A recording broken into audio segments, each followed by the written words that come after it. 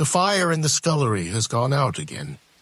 You smell it before you see it, ashes in soap, a hint of bird starch from someone's neglected petticoat. The stone beneath your feet is cold, smooth and uneven like a polite lie.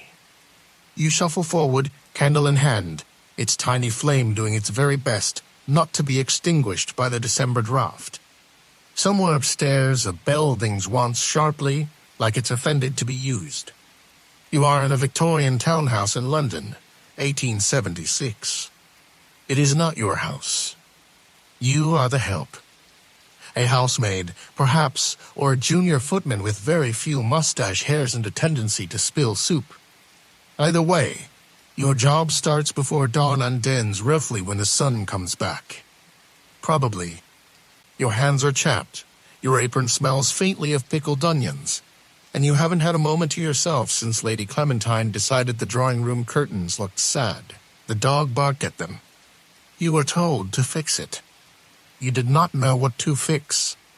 Now, before we lose you to sleep or to existential despair, a soft reminder, if you're enjoying this historical slog through dust and candle wax, consider liking this video, subscribing gently, and commenting where you're listening from. Let us know what time it is in your corner of the world. Well, wait. Quietly. Now let's ease into tonight's journey. You begin in the dark, like all good Victorian staff. The scullery maid Poor Elsie has already been up an hour, scrubbing pots that seem to reproduce overnight. She thinks the soup tureen is cursed. You are inclined to agree. The clanging and muttering echo up the servants' staircase, that narrow passage smelling of damp wool and last week's haddock. There are 7 of you downstairs. 8, if you count Mrs. Blackthorne, the housekeeper. She insists she does not sleep. She claims she rests only when the house breathes properly, which might explain why she watches the hallway like a hawk in a corset. She also keeps a little black book filled with names, schedules, and, one assumes, grudges. The real reason you're half-minus awake, walking with a candle at 4 in the morning. The silver. Not the metaphorical kind, no. Actual silverware. Knives, forks, candlesticks, and one very judgmental teapot with the family crest on its belly. It's your turn on Silver Watch. In wealthier homes, theft was considered not just a crime, but a moral failing of the help. Which is why, instead of locking up the valuables, they locked up the people. Or, more accurately, made them sleep next to the valuables. That way, if anything went missing, you'd either catch the thief or be accused of being them. A delightful system. You sit on a hard wooden stool in the butler's pantry, surrounded by gleaming knives that would make a pirate blush. The cabinet is locked. You have one key. Mrs. Blackthorne has the other. She keeps hers on a chain tucked inside her bodice, right next to where her heart would be, if she believed in such things. Your only company is a grandfather clock that ticks louder than any human should be allowed to. And sometimes mice. Historians still debate whether the mice preferred the cheese or the fireplace ashes. This room is cold and smells of polish. You doze with your eyes open. If you're lucky, no one sneaks down for brandy. If you're unlucky, someone sneaks down for brandy and then blames you for encouraging vice. Such is the thrill of Edwardian morality. In the distance, a milk cart rattles down the cobblestone street. The city is waking, but you still have 3 hours until breakfast. And that's just section 1. You probably won't make it through this day. The sun finally arrives reluctant, weak, and frankly late. It slants through the narrow pantry window like it's apologizing for showing up. You blink in its direction, bleary mind-aside, half-minus dreaming of coffee that won't exist for another century unless you steal a pinch from Cook. Across the hall, a copper kettle begins to hiss. Cook is already stoking the range, her sleeves rolled, her mood aggressive. You hear her mutter something about last week's mutton being a crime against humanity. You pretend not to hear. You value your life. By the time the rest of the household stirs, you've been upright for 4 hours. Lady Clementine wants her eggs the French way, which means no one actually knows what she means. It's soft minus boiled, or scrambled, or possibly whipped with champagne. Either way, you've done it wrong. And while she breakfasts upstairs with one of those miniature spoons meant only for rich people and caviar, you sneak down a crust of bread by the scullery sink.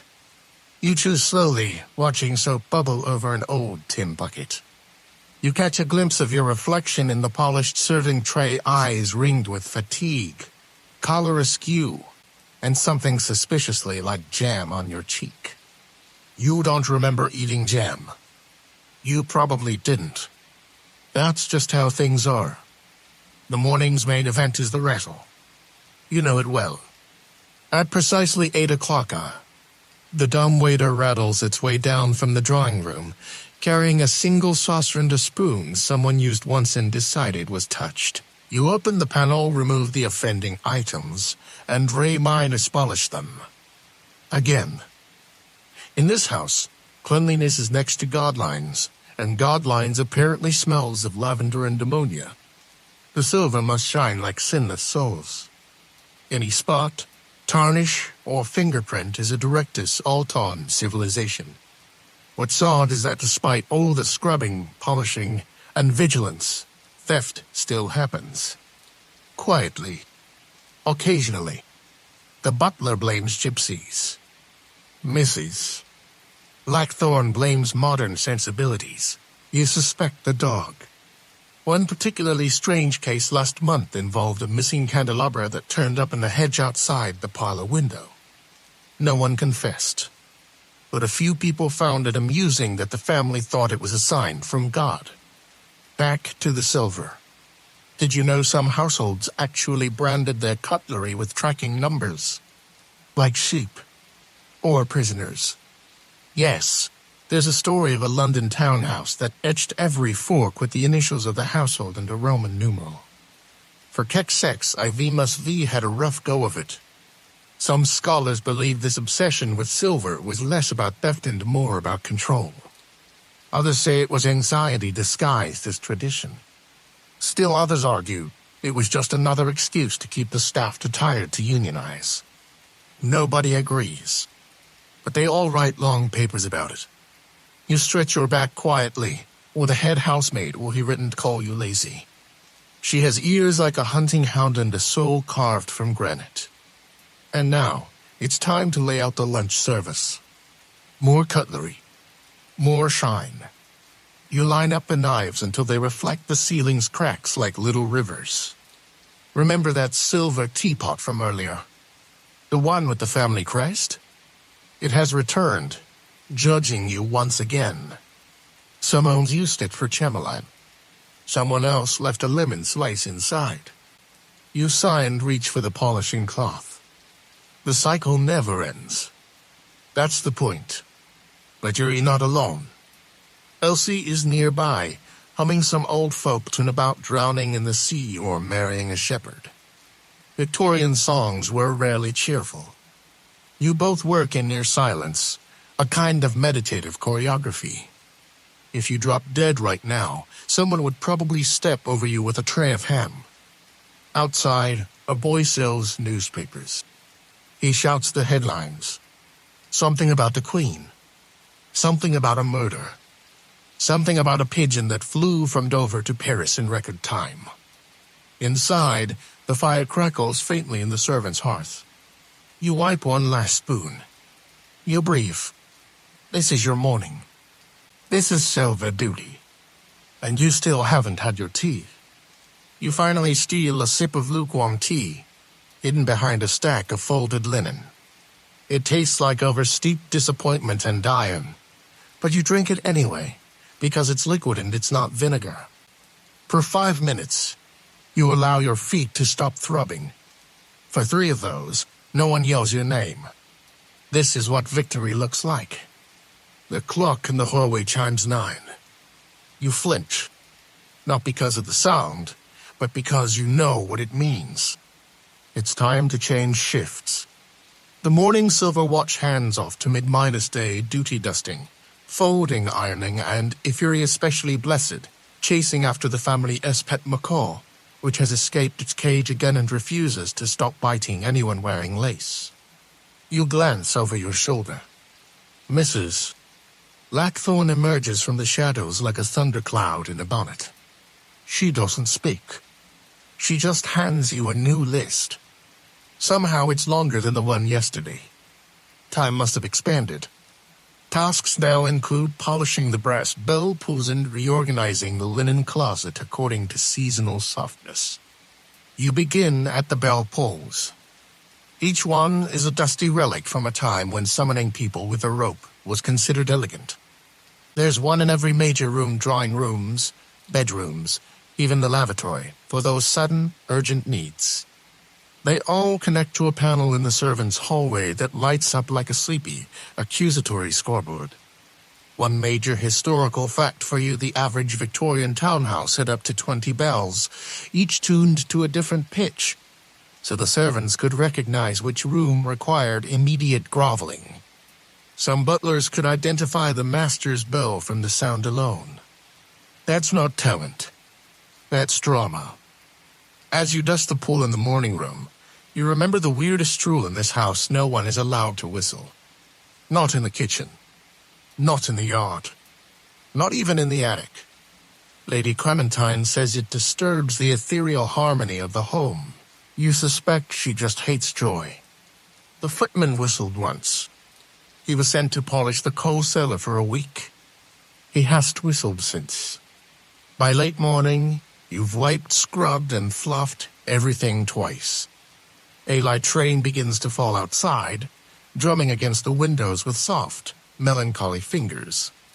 You glance toward the parlor window and spot something that makes your spite twitch: a stranger in a black coat standing across the street, staring at the house. You blink. She is gone. You make a note to tell someone later, then immediately forget. Back in the hallway, Elsie is scrubbing the baseboards with vinegar and salt. She claims it's what her grandmother used to clean the soles of her boots. You're not sure that's a thing, but the boards do look shinier. You pause near the butler's pantry and hear something odd, soft snores. You peek inside and find the afternoon silver guard slumped in the chair, mouth open, dreaming the dreams of someone too tired to care if the forks rebelled. You close the door gently. You understand. Lunch service approaches like a freight train, quiet at first, then unstoppable. The family will dine at 1:30. You have 40-5 minutes to lay out enough silver to blind the Pope. There are 14 pieces per person, for 6 people. That's 80- for opportunities to put the fish fork in the wrong spot and get glared at by Lady Clementine's cousin, who thinks he is descended from Charlemagne. He isn't, but try telling him that. As you place the soup spoons just so, you recall yesterday's disaster: someone served the consomme with dessert spoons. There was a scandal. A scandal involving broth. You're still recovering. Historians still debate whether Victorian cutlery rules were genuinely about refinement or simply a way to confuse people into obedience. Either way, it works. You straighten the last knife. You feel a sneeze coming. You hold it in. You may actually implode. And then salvation. The bell rings. Not the summoning kind. The lunch bell. A full 5 minutes early. Miracles do happen. You and Elsie retreat to the scullery, where you are permitted to eat in silence, so long as you do not chew loudly or discuss anything bodily. Today's meal: cold beef, boiled carrots, and bread that could injure a small mammal. It's glorious. Use it. You chew. You stare at the ceiling. And then you laugh softly, because someone's hidden a silver butter knife inside a loaf of bread. Again. You're back on your feet before you can adjust properly. Afternoon duties are the trickiest. They involve stealth, subtlety, and a total suppression of your personal hopes and dreams. The family is in the drawing room, entertaining guests. That means you must glide, Ghost Midas-like, through the upstairs halls, fluffing pillows and rearranging fireside stools without breathing too loudly. The rules are simple. You must be invisible, but also omnipresent. Silent but responsive. A living contradiction in a laced collar. The carpets are thick enough to silence your footsteps, but not your thoughts. You tiptoe past the library, where Lord Everley is pontificating about railways again. He once invested in a failed canal. Now he hates water and progress. In the linen room, you sort napkins by size, embroidery pattern, and how close they are to being sentient. One has a stain shaped like Italy. You consider naming it. Remember the mysterious man from earlier. You see him again, briefly, standing beside the hedges. This time HES closer. This time, HES reading a newspaper. You tell yourself it's nothing. Just a passerby with unusually intense staring habits. Back downstairs, the afternoon silver shift is going poorly. The new kitchen maid accidentally dropped a gravy boat on a shoehorn. No one knows why they were in the same drawer. The resulting noise startled the dog into the pantry, where it has now taken up residence among the candlesticks. Mrs. Blackthorn is displeased. The kind of displeased that echoes in future generations. She declares that everyone must polish the entire silver collection. By hand. Before dinner, you stare at the pile platters, salt cellars, tongs, cloches, a particularly offensive pickle fork. You begin. Did you know that in some households, staff were forced to wear gloves while handling silver not to protect their hands, but to protect the silver from them? Human skin, you see, produces oils. Oils lead to tarnish. Tarnish leads to shame. And shame leads to more polishing. Somewhere around the sugar spoon, your fingers cramp. You whisper a soft, mutinous curse at the butter dish, which stares back smugly. There's a moment of levity when Elsie holds up a silver grape she found lodged behind the tureen. HES back, she whispers. The ghost grape. Last seen in May. Polishing becomes trance-minus-like. The repetitive movement, the quiet scratching of cloth on metal, the soft murmur of rain on the windows, it all blends together into something almost meditative. You forget you have legs. You forget time. The footman passes by, sighs, and says, "At least we're not in service at Buckingham." You nod solemnly. No one sleeps near that much golden comes out normal. By 5 o'clock, your affection in the silver lid is almost friendly. The pickle fork has been vanquished. The ghost grape has been named Gregory and placed in a drawer for safekeeping. And just when you think you've earned a break, a bell rings. Upstairs. Urgent. Someone has asked for tea. You carry the tray 6 cups, 3 sugars, 2 lemons, 1 broken biscuit to the drawing room with reverence. As you set it down, you hear Lady Clementine say, "What a dull day. Nothing interesting ever happens here." You nod silently. If only she knew about Gregory. Dinner prep begins with an ominous silence. Not because it's quiet, there's plenty of noise, from cook chopping onions like Shesri enacting a betrayal, to the sideboard drawer that creaks like its haunted butt because you know it's coming. The calm before the culinary storm. You're back on silver duty. Again. Apparently, the wine ewer was not quite radiant enough at lunch. You suspect Lady Clementine expects her reflection to wink back at her from the rim. Your hands are dry, your spine is humming, and your knees sound like old wood. You find a seat for exactly 17 seconds before the under-minus butler barks your name and points at the fish knives. You know the ones. The thin ones. The ones that look like they were designed to remove fish from polite conversation, not the plate. One historical fact for the evening table: the Victorians were so devoted to specialized silverware that they invented pieces just for asparagus. sardines, and even one dubious implement called the ice cream fork, which is neither particularly good at scooping nor stabbing. It is the Switzerland of cutlery. Tonight's dinner is a 5- course affair. Or possibly 6. Cook has been muttering about oysters, and no one is sure if that's the first course or a threat. Your job is to pre-stage the silver and sets, each one exactly aligned to the edge of the tablecloth, which must hang precisely 11 inches on each side. The last time someone got it wrong, a cousin fainted, allegedly from the gout. But you remember the sideways glance he gave the crooked spoon. You duck into the china closet to grab the dessert spoons. The door sticks. It always does. Inside, the air smells of lemon wax and control.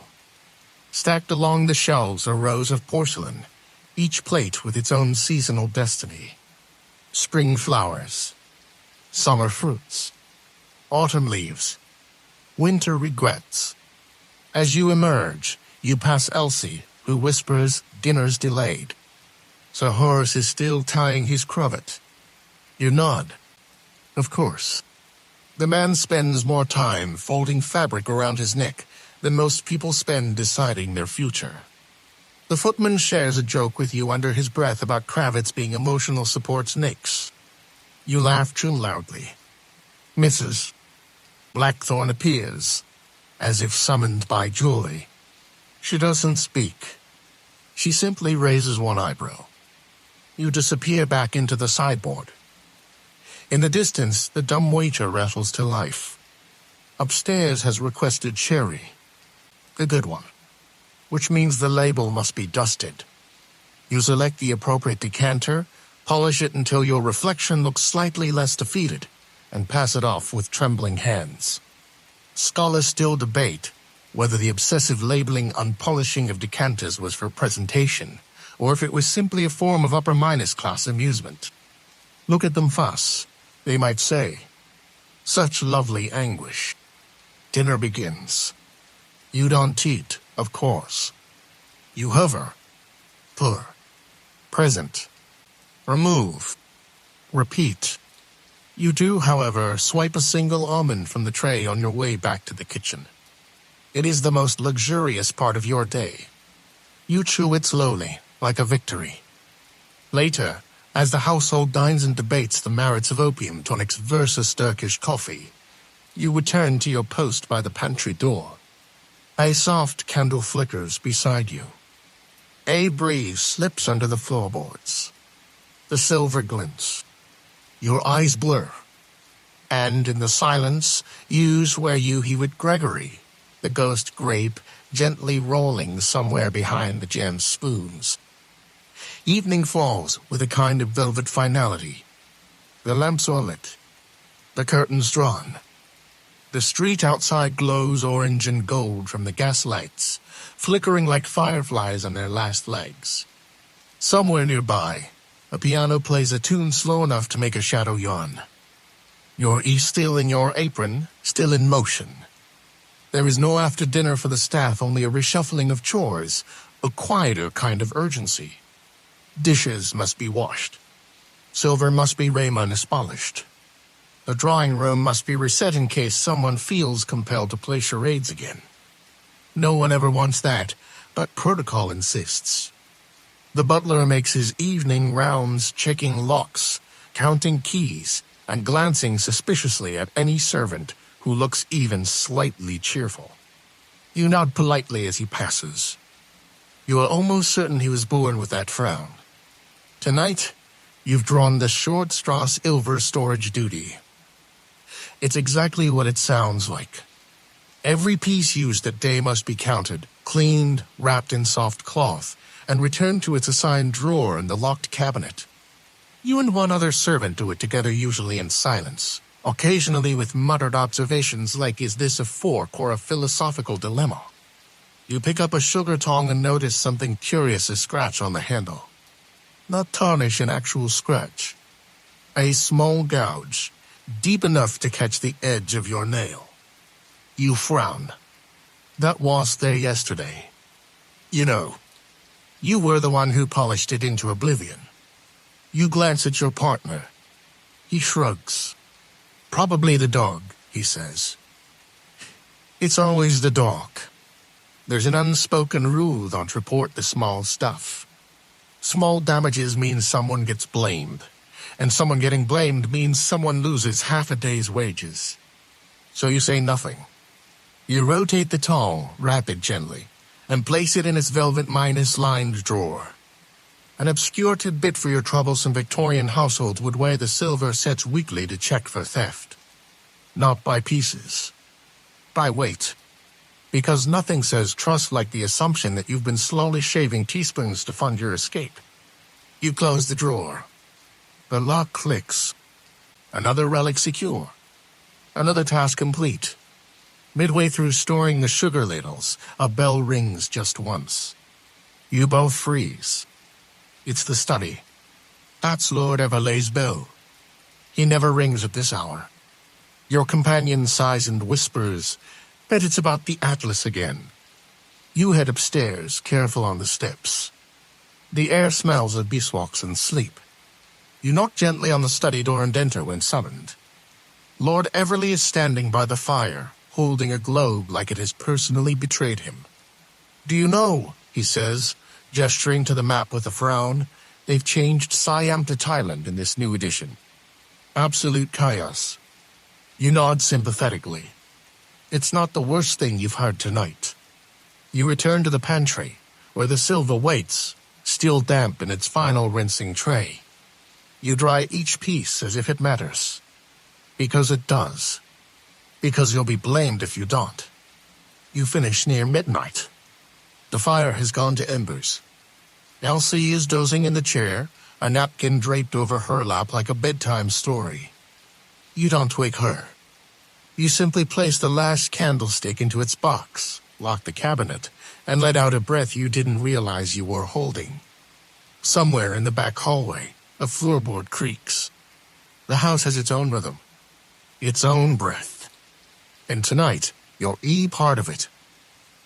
Just before you leave, you check the cabinet one last time.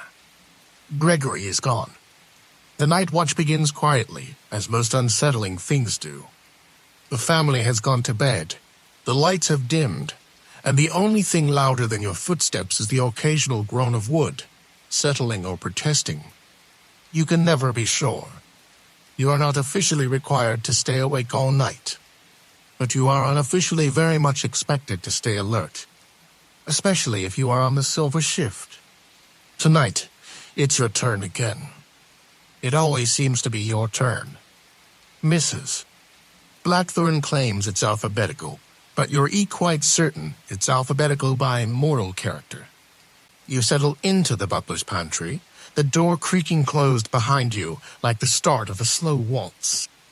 The silver cabinet sits in the corner, heavy and locked, a sullen little fortress of tiny knives and improbable tongs. Beside it your stool, your ledger, and a candle that flickers like it's trying to quit. A major historical fact for tonight in large Victorian homes, it was common for at least one servant to sleep within arm's reach of the family silver. Not because it was especially valuable it often was, but because it was symbolic. Silver represented order, propriety, status. Losing a fork was like misplacing your virtue. Not ideal. You try not to think about that as you tuck your legs beneath you, pull your shawl tighter, and flip open the ledger. It's full of neat little entries and misses. Blackthorn's sharp hand. One pair sparagus slightly dulled. Sugar shell absent reappeared in dog's basket. Pickle for questionable glint. The candle dims. The pantry breeze. You hear something scratch at the wall, and you hope it's a mouse. The alternative is ghosts, and you are not currently equipped for metaphysics. Across the corridor, you spot a movement. Just a shadow. Just maybe not.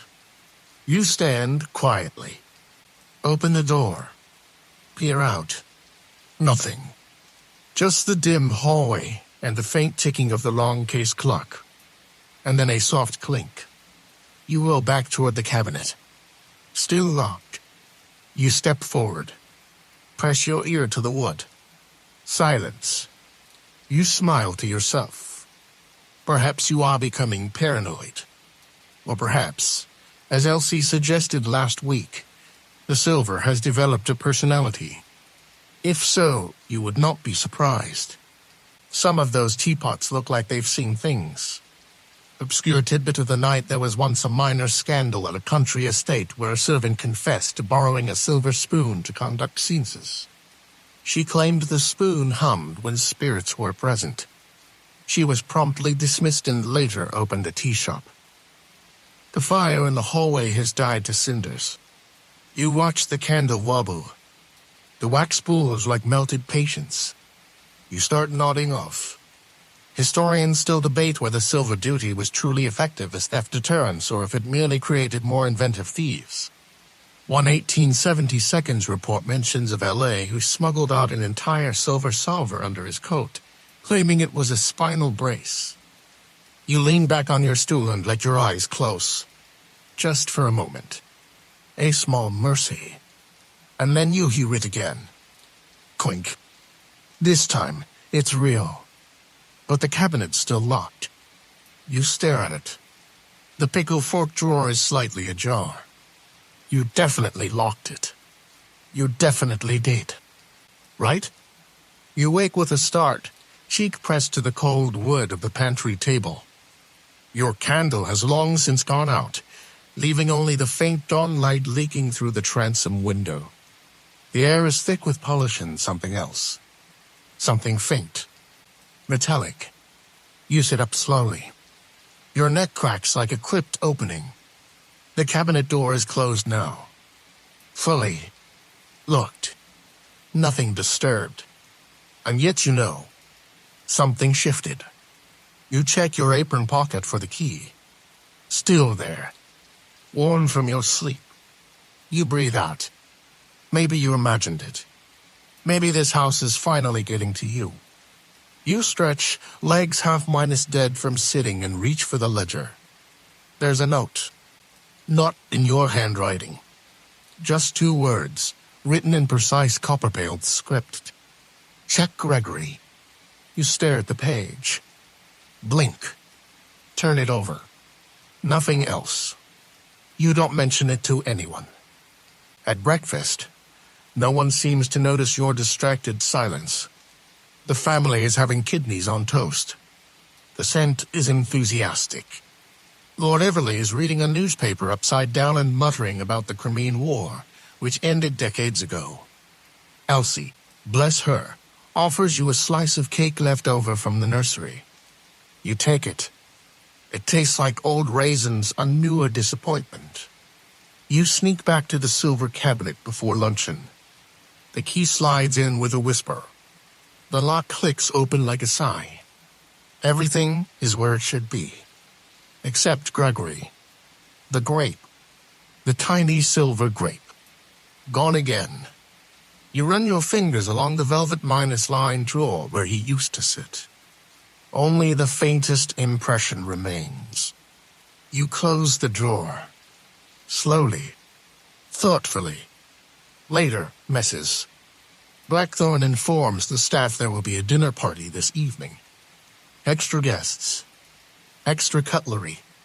Extra opportunities for humiliation. She smiles with the satisfaction of someone assigning chaos to others.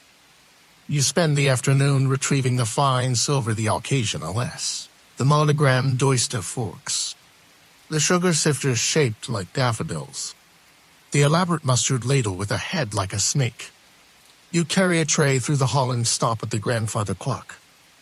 Its pendulum swings like it's mocking you. Tick. Tock. And there on the floor, just under the clock face, Gregory. You pick him up slowly. He's warm. Obscure fact. Some Victorians believed silver could absorb energy, mood, emotion, illness. They deplace it beneath pillows, in shoes, under cribs. To draw out the humors, they said. Whatever that meant. You slip Gregory into your pocket. You don't know why. Back in the kitchen, Cook is arguing with the fishmonger's boy. The trout he delivered has eyes like it's seen things. You leave them to it. Dinner prep goes sideways almost immediately. The sugar tongs are missing. Again, someone blames the scullery boy. He blames the dog. The dog blinks once and walks away with dignified guilt. Mrs. Blackthorne is livid. "We are not savages," she proclaims. This is Chelsea. Dinner begins. You hover in the wings like scenery. Forks. Knives. Questions about what brand of tonic is currently in fashion. Someone mentions ghosts. You freeze. Lady Clementine laughs surlily. Oh yes, they say the pantry is haunted. Or was it the linen closet? You do not laugh. You excuse yourself. Back in the pantry, you open the silver cabinet again. Gregory is back, but HES in the pickle fork drawer now. And next to him another note. This time no words. Just a small, perfect silver spoon. Bent, gently, into the shape of a crescent moon. Sleep that night does not come easily. Not because you're uncomfortable, though the cot in the servant's corridor is about as soft as a theological debate, but because your pocket is warm. Too warm. Gregory, the silver grape, rests against the fabric like a polite but insistent thought. You finally set him on your windowsill. He stares out toward the moon like HES waiting for something. You stare with him, listening to the distant creak of the house settling in. A gutter leaks. A bird fusses in the eaves. A whisper of wind moves past the glass like it's trying not to be noticed. In the morning, HES gone again. You don't mention it to Elsie. You don't mention the bent spoon either, or the way the pantry cabinet clicked open on its own last night like it was breathing in. Instead, you throw yourself into your duties. Polishing. Folding. Arranging the napkin rings into quiet little militias of civility. Victorian order is relentless. Even as the world outside invents electricity and photographs and trains that don't explode, the house inside continues like a perfectly tuned, deeply repressed waltz. One major historical fact to polish alongside the teaspoon's Victorian inner tables were arranged with such rigid precision that entire manuals were written just for the placement of knives. Not recipes, just where to put the cutlery. One book suggested that incorrect silverware alignment could invite melancholy or political unrest. Imagine losing your empire to a salad fork. Today, the family is receiving visitors from Bath. That means starching everything, including your soul. Mrs. Blackthorne wants the napkins pressed into the shape of lilies. You produce something between a swan and a slightly ashamed bat. It'll have to do. An obscure tidbit from the laundry maid the family believes the silver cutlery improves digestion. They say eating with silver stimulates the bile. You suspect it mostly stimulates pretension, but you nod politely and carry on. One rings without being pulled. The bell for the East Library. A room no one has entered since someone spilled cherry cordial on the Queen's engraving. You're sent to investigate. Because of course you are. The library is dim, dust minus sweet, and smells of leather and neglect. You push open the heavy door and step inside. The bell rope sways gently. No breeze. No open window. Just movement. You pause. On the long table, beside an abandoned globe, lies another spoon. Crescent Midas-shaped. Bent. You pick it up carefully, like it might whisper. And then you hear it behind the bookcase. A click. You take a step forward, and find it or you didn't know existed. Historians still debate how many secret rooms Victorian houses held. Some were for storage, others for scandal, and a few perhaps for secrets that preferred not to be remembered. The handle is cold. You turn it slowly. Inside, darkness, and a single shelf, lined with silver grapes. All identical, all looking at you. You shut the door. You do not tell Mrs. Blackthorn. You do not mention it to Elsie. But that night, you sleep with a napkin ring beneath your pillow, just in case. Morning arrives late and heavy. The clouds sit low over Chelsea like a cat refusing to move. You wipe condensation from the pantry window and squint at the street. Nothing out of the ordinary, except for the man in the dark coat again, watching the house, scribbling something into a notebook. You blink. HES gone. You make a note to investigate. Then you burn the note in the scullery stove. The house feels different today. Not haunted exactly, just highly aware of itself. The floorboards creak in thoughtful patterns. The dumbwaiter lingers too long between floors. Even the dog avoids the pantry now. You don't blame it. At breakfast, Lord Everly mutters something about strange dreams and his missing compass. You feign sympathy. Lady Clementine wants honey with her toast, but only if it's from a particular farm in Sussex. She seems convinced that honey from any other county affects her memory. You polish another spoon. You find your reflection in it. It is not smiling. By mid-morning, the footman reports a missing dessert knife. He is sweating. You know that fear. The kind that begins in your spine and slowly becomes unemployment. You help him search the linen closet, the drawing room, the downstairs loo. No knife, until you open the cabinet and find the knife neatly placed on a velvet cushion. Only it was there earlier. You're sure. You'd bet your one good pair of socks on it. Next to it, another bent spoon. You take it. The underminus butler sees you. He says nothing, just walks away. Scholars still debate whether these strange occurrences, missing silver, returned silver, odd arrangements were the result of servants playing games, minor hauntings, or simply collective fatigue. Frankly, it's probably all three. After lunch, Mrs. Blackthorn announces an inventory. Full count. More silver items to be displayed, tallied and polished. By end of day, the pantry becomes a battlefield of cutlery. Spoons by type, forks by era, ladles, tongues, unnamed implements that resemble surgical tools for very small surgeons. You polish with such intensity that your sleeves begin to sparkle. And there, nestled between two oyster forks, you find a new object. Not silver. Not anything you've seen before. A coin.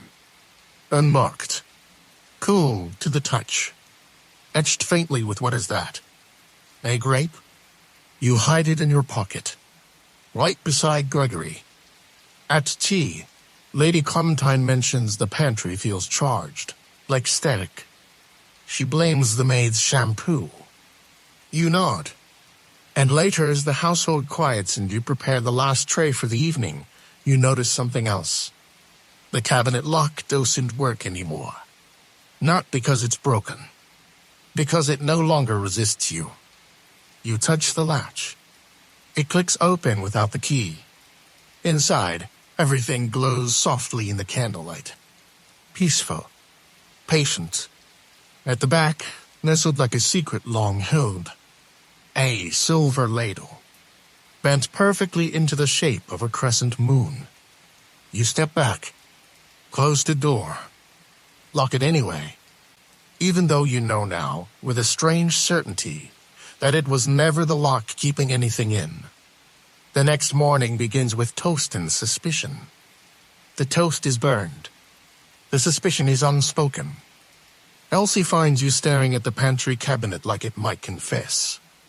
She hands you a bucket of ash and says, "You're uttering in your sleep again." You thank her and pretend to be amused. But inside, something coils. You try to shake it off. There are duties to perform, fires to stoke, plates to dry. Today is Tuesday Glove Minus Day, as Mrs. Blackthorne insists, meaning every member of the Silver Minus handling staff must don white cotton gloves, even though they soak through with sweat in exactly 4 minutes. You polish in gloves. You lift lids in gloves. You accidentally knock over the salt tongs in gloves and are promptly accused of carelessness by the under-minus butler, who once spilled a tureen of tripe onto a duchess and blamed the floorboards. Today's historical fact might sound fictional, but it's entirely true. Some elite Victorian households had an assigned silver maid, whose sole duty was to care for the silver, not just cleaning it, but guarding it, cataloging it, and, in some cases, sleeping near it like a mother bird in a drawer-minus-filled nest. These maids rarely smiled. One imagines their dreams involved Dussel's forks and an end to dinner parties. While you organize teaspoons by length because apparently spoons have a social hierarchy, now you overhear something strange. Lady Clementine, speaking to her cousin Niceware, the cabinet sings sometimes. Only at night. Like a music box made of teeth. You drop a fork. No one notices. You return to the pantry. The door creaks more today. The hinges feel reluctant. Inside, nothing appears disturbed. You check the cabinet. Locked. Key still in your apron pocket. But a single spoon lies on top of the cabinet. Not inside. On top. You reach for it slowly, like it might bite. It's warm. This one is bent, but not into a crescent moon. Into a circle. A closed loop. You place it into your pocket next to Gregory and the unmarked coin. You're starting to feel like a thief, though technically, you're the one being robbed of sleep mostly. Obscure tidbit: in some parts of Yorkshire, silver spoons were buried beneath doorways to ward off misfortune. Supposedly, a properly buried spoon could trap a wandering spirit. You are beginning to see why. Later, during midday inventory, the under-minus butler finds a ladle resting inside a glove. The glove is folded. The fingers pressed neatly around the ladle's neck. He swears. You and Elsie exchange a look. This is not how silver behaves. That night, you're assigned silver watch again. You don't protest. The pantry is colder than usual. You light the candle with trembling fingers and sit, alone, surrounded by gleaming reflections. You glance at the cabinet. You do not open it. Instead, you open the drawer in the table. Inside, lined with red felt, you find a note. It's written in the same hand as before. Only one line. The silver remembers. Morning brings fog so thick its swallows sound. The street outside has vanished into smoke. Somewhere, a milk cart jingles like it's floating in the void. You're up before the bells today. Restless. Uneasy. Your apron is already tied. Your gloves already tight. Elsie looks at you sideways and says nothing. You appreciate that. You sneak into the pantry alone, heart thudding like a misplaced ladle. You open the drawer. The note is gone. You open the cabinet. All the silver is accounted for. Except Gregory. HES missing again. You open the pickle fork drawer. Nothing. The jam spoon drawer. Nothing. Then you see it. The coin, the one etched with a grape, is on the top shelf now, nestled between 2 decanter labels. It was there before. You reach for it and freeze, because beside it is a new object. A ring. Silver. Smooth. Too small for any of the family. It fits your finger. Perfectly. You slide it on. And immediately, the pantry gets colder. You remove it. The room warms. You pocket it. Because of course you do. Historical fact to distract you during the height of silver obsession. In the 19th century, British silversmiths began embedding secret marks, hidden stamps, microscopic symbols into high-N pieces to track them, like some kind of posh GPS. These marks often included astrological symbols, house emblems, or initials of owners long forgotten. You wonder if your cabinet bears any such marks. You check. You find one. Inside the left door frame, carved so faintly it could be mistaken for a scratch, a tiny crescent moon. Elsie appears behind you, holding a tray. "Found something?" she asks, too casually. You nod. Just a smudge. She stares at you, then at the cabinet, and whispers, "I had a dream last night. About folks. Marching. In rows." You don't laugh. After lunch, the cabinet unlocks itself again. No sound. Just open. Inside, nothing missing, but everything slightly rearranged. The ladles have moved left. The forks are crossed. The pickle fork is upside down. You close it without touching a thing. Mrs. Blackthorne announces a surprise guest is arriving for dinner. A collector. A man who understands fine things. He arrives at 7 wearing a coat that drinks the light. He speaks softly, but with authority. He compliments the cabinet. Asks about the look. You watch his fingers brush the top shelf. You watch him pause. He turns to Mrs. Blackthorne. Your collection is unusual. She beams. He turns to you.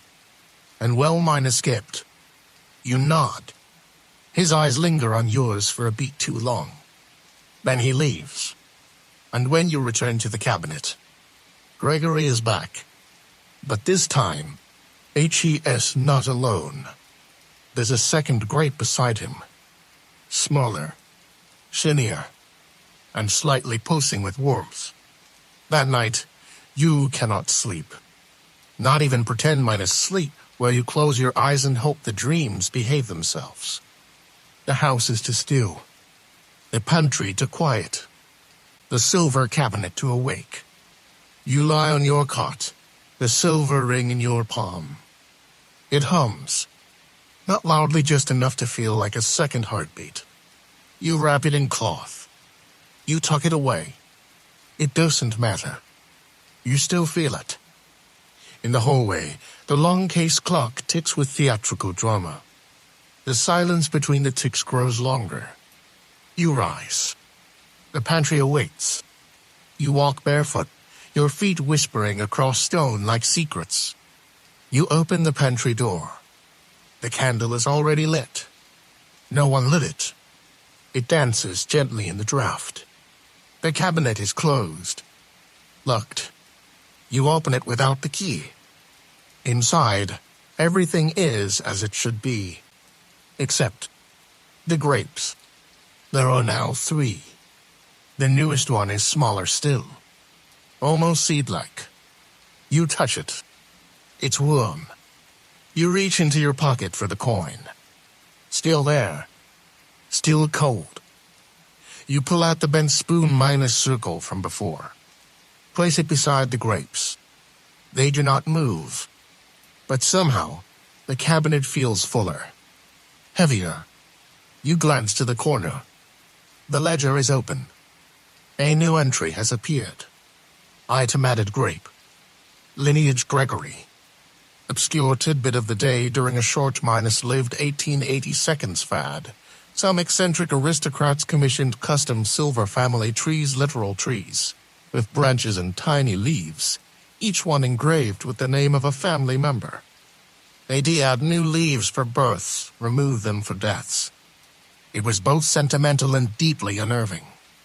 This feels like that. You shut the cabinet, turn to leave, and freeze.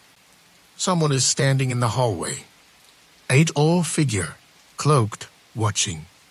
Not moving. Just there. You step forward. Slowly. The figure does not flee. But as you reach the threshold, it's gone. Like mist. Like memory.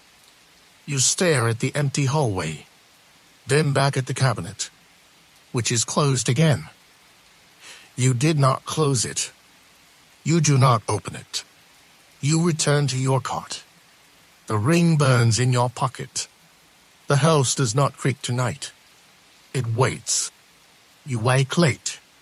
Not by the clock standards, but by the house's. The bells have already rung twice. The pantry is in motion. Elsie is pale. She says nothing. You say less. Mrs. Blackthorn summons everyone to the kitchen. Her tone is ice in a kettle. The collector from last night, she says, has died. Silence.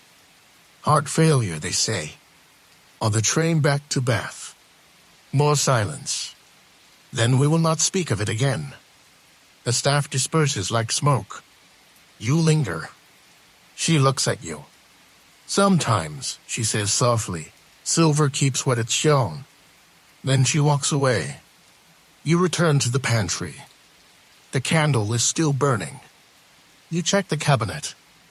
A new note. This one is folded. You open it with gloved hands. Inside. You are the steward now. That's all.